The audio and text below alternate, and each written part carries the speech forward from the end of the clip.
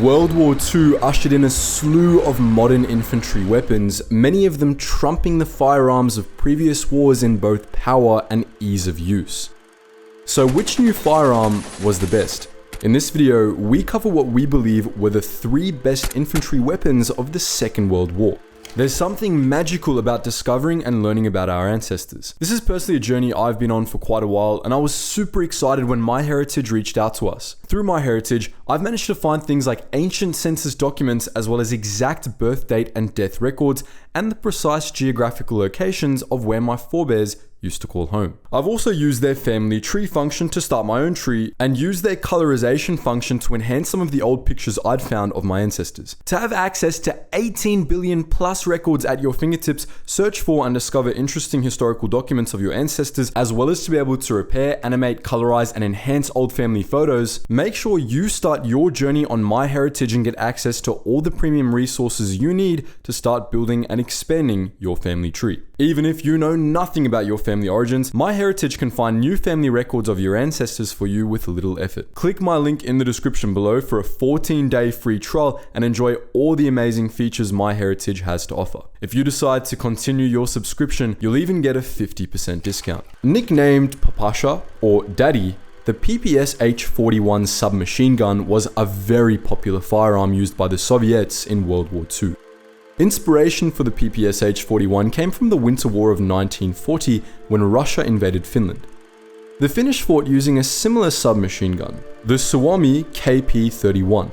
It was so effective that the Russians copied it and began mass producing it within a year.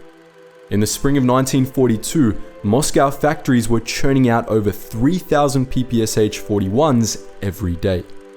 They were able to produce so many because the weapon was easy to manufacture and didn't require any skilled labor, so they could spare their skilled laborers for more advanced projects and recruit any average Joe to make daddies. Additionally, it could be made using cheap and widely available materials such as sheet metal and wood. The daddy was also popular because it was easy to use. Its mechanisms were simple and very little training was required to operate the weapon correctly. Its simple design also meant that it didn't easily jam and could be used for years without needing to be taken apart and cleaned. Simply designed, cheaply made, and easy to use, Daddy was the perfect weapon for soldiers fighting in a long war. The hallmark of this gun was its ability to fire 900 rounds per minute, one of the highest rates of fire in the war.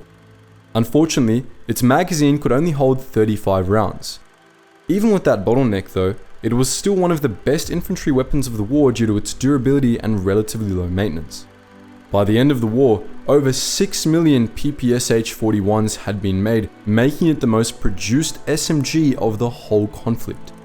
Sometimes, entire Soviet infantry companies were equipped with the Daddy. The Soviets loved the Daddy so much they went on to supply the SMG to North Korea and China during the Korean War. The Luger is one of the most iconic weapons of the Second World War. Invented in 1899, however, it saw regular use decades before the war even started. It was first adopted by the Swiss Army in 1900 and then the German Army 8 years later. The Luger was used by several of the fighting nations in World War I, with more than 1 million being used in combat. The official description of the gun is a toggle-locked, recoil-operated, semi-automatic pistol, which may not mean much to some. In short, it meant the Luger had a short recoil which made it easier to use, which in turn meant it was a reliable, durable, and accurate firearm. It was also so beloved that it became the standard service pistol for a number of nations, including Brazil, the Netherlands, Bolivia, Portugal, and Bulgaria. After widespread use in the First World War, more citizens from countries that used the Luger during the war, including the United States, wanted to get their hands on one. During the interwar period, the manufacturer of the Luger, WW2, exported the pistol all over the world. By the Second World War, the Luger was globally renowned, but it became most associated with the German army at the beginning of the war as WW2 stopped exporting once the war broke out. The PO8 became a prize coveted by Allied soldiers. PO8s were largely viewed as trophies during the war. However, the game of capturing Lugers was a dangerous one. The German army caught on to this and began using Lugers as bait.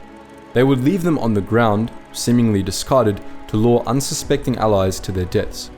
When they approached the bait, they would set off booby traps or detonate landmines. Rumors circulated amongst allies that American soldiers who were unfamiliar with the pistol's safety mechanisms accidentally discharged them frequently. Another popular but more terrifying rumor was that Germans who found Americans in possession of Lugers would be captured and then executed. We don't know how rooted in truth these rumors were, but it just goes to show that the Luger was a big deal in the Second World War. The M1 Garand was a semi-automatic rifle adopted by the US military in 1936. During World War II, nearly 5.5 million Garands were made, and they were so popular that they were used by every single branch of the US military. The Axis forces used bolt-action rifles, Germany with the Carabiner 98K and Japan with the Arasaka. The Garand was superior to these rifles because it had a high rate of fire at 40 to 50 rounds per minute and a maximum effective range of over 500 yards or 460 meters. It also featured an en-bloc loading mechanism, which meant that the clip, along with the cartridges, could be inserted into the rifles as one. Additionally, the Garand was designed to cycle rounds using its own gases, so while the enemy's bolt-action rifles had a limited rate of fire and magazines which only fit 5 or 6 rounds, the Americans had a magazine of 8 rounds with a much higher rate of fire. General George S. Patton said the Garand was the greatest battle implement ever devised. The M1 Garand had a massive impact on the war.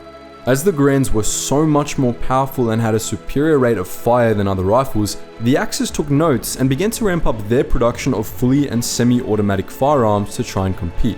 But they were never able to reach the new standard the Garand created. A common story among Americans during the war was that enemy soldiers were rushing them when they heard the distinct pinging sound the Garand would make when it ran out of ammunition and the clip was expelled. The story became so common that a study was conducted during the war to prove the story false. The conclusion was that the rifle's pinging sound was too quiet to be heard over the roar of battle unless the listener was standing right next to someone with the Garand. And if an enemy soldier is already that close, you've got other problems.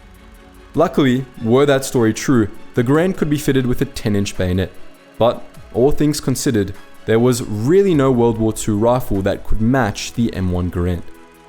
What do you think? Do you agree that the PPSH, the Luger and the Garand were the 3 best infantry weapons of World War II? Would you add anything or swap anything out? And if so, why? Please let us know all your thoughts in the comments section below, and as always guys, thank you so much for watching and I hope you learned something new.